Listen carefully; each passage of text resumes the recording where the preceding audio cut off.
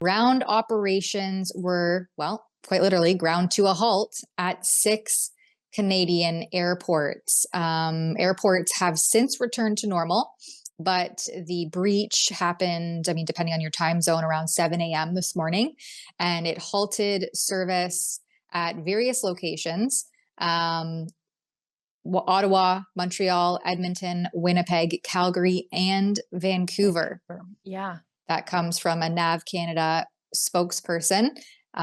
We're pulling from City News for this news jack, but basically they say that despite the security threat that happened this morning at multiple NAV Canada sites, i.e. our airports, all operations have now returned to normal. And this came, they're investigating this security incident, as they call it, and operations, of course, have since been disrupted. And so several flights, welcome to Canada, nothing new there, but several flights have been delayed. And the investigation, I guess, is ongoing after this, what they call small impact on operations.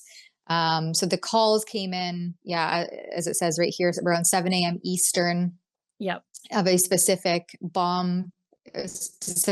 area of the airport, of a bomb threat, and then they undertook a targeted evacuation to conduct checks, and so far nothing suspicious has been found. So of course it sounds like it was an empty threat, but nonetheless you have to take this seriously. And I mean, this is what happens when you import the third world into Canada without checks or balances in place, lose a bunch of people who should be deported, upwards of maybe 500,000 of them.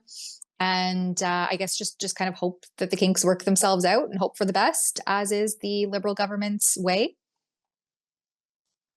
Yeah, they say the investigation is ongoing. Airport activities have continued and have not been disrupted by this. That's a weird way to say that we had to evacuate parts of the airport, including the control tower at the Trudeau International Airport, which is a major international hub into Canada.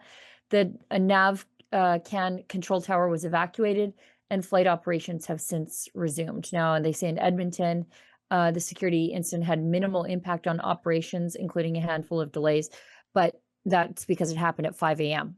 And I think Central Security there doesn't really open until 5 a.m., if I recall correctly, because I have to take those hideous early morning flights. And likewise with Calgary, just because of the time zone issues, Vancouver probably as well. But they're not giving us a ton of information outside that this was a bomb threat. Now, I'd like to know what the bomb threat was about, if indeed the person said. But it seems like they're keeping a pretty tight lid on this. I wonder if this is one of those things where we'll only find out it was actually perhaps ISIS-motivated terrorism at sentencing, like what we're finding out with the knife slasher in Vancouver. Yeah, 2 or 3 years too late. It will come out in the news. And I mean, this comes the very next day after the Toronto Sun article. Headlines: lax immigration vetting makes Canada prime target for Iranian infiltration, says Secure Canada. And subheading, I mean, you literally can't make this stuff up. Reluctance to deport, IRCC, which is Immigration, Refugees, Citizenship Canada, caseworkers pressured to maintain low rejection rates, makes Canada an appealing target for foreign agents. I mean, you don't say, really. The article goes on, or I should say starts rather, that Canada needs real and rigorous reform of its immigration bureaucracy, which we've been saying for years, to deal with agents of the Iranian regime, and it urges a Canadian terror watchdog. But our public safety minister, well, he's compromised himself. He doesn't even know what kinds of guns the government is attempting to confiscate. I mean, these people are completely useless. I don't know how they get handed these portfolios. And then we wonder why things are a complete mess and totally awry.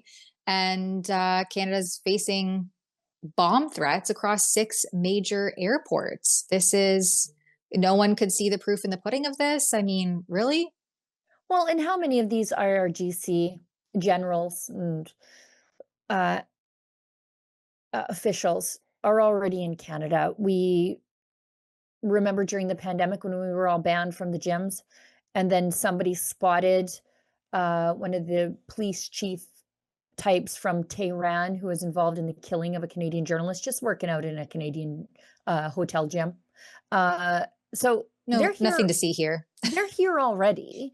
Um, in fact, I think it was only in 2024 that they listed officially the IRGC as a terrorist entity. So, I mean, these people are here already in the open. I mean, who do we think is really organizing these anti-Israel protests? Think those are organic with all their matching keffiyehs and matching signs? The money's coming from somewhere. Now, if you honked your horn during the Freedom Convoy, they traced your money as though they were a terrorist using FinTrack, which is what they use to track down terrorist funding and cut it off. That's what they did to you if you gave $20 to a trucker. But have they ever used FinTrack to deal with these ongoing Hamas protests? Not even a little bit. And I'm fairly convinced that that money is coming from Iran. In fact, the Americans are also convinced that that money funding those similar protests in their cities are also that it's also coming from Iran. And they're pretty upfront about it. In Canada, we only trace money of people involved in the honking.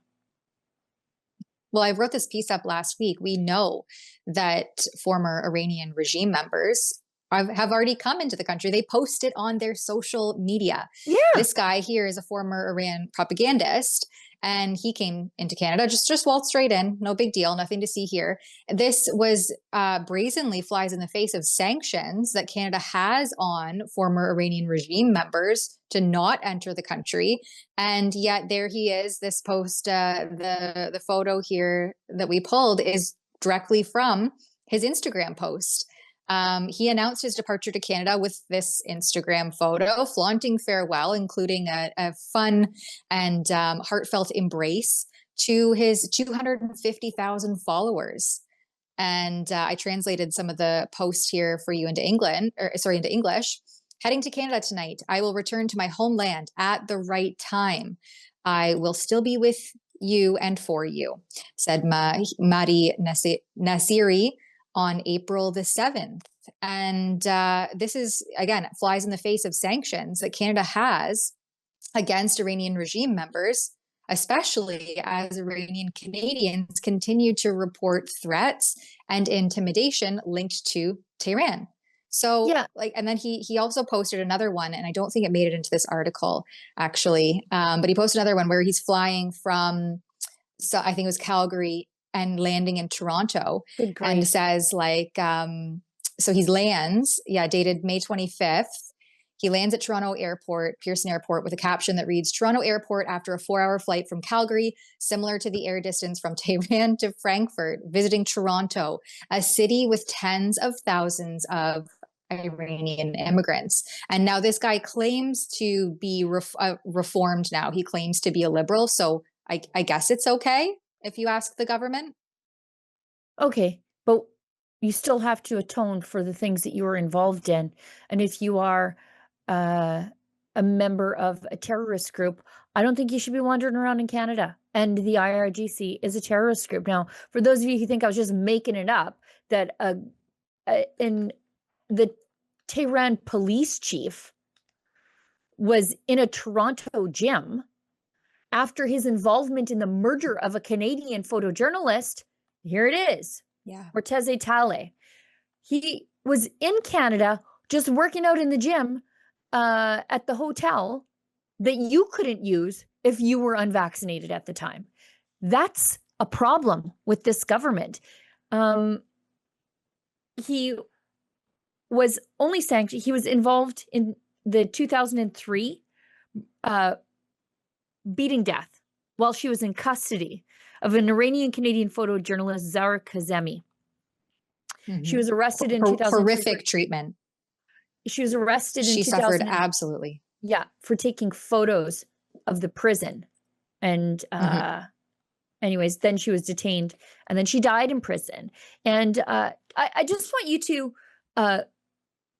let's get nostalgic for a second. Let's roll back the clock some 13 years, back when we actually considered the IRGC bad guys and the Iranian government, not the Iranian people, bad guys.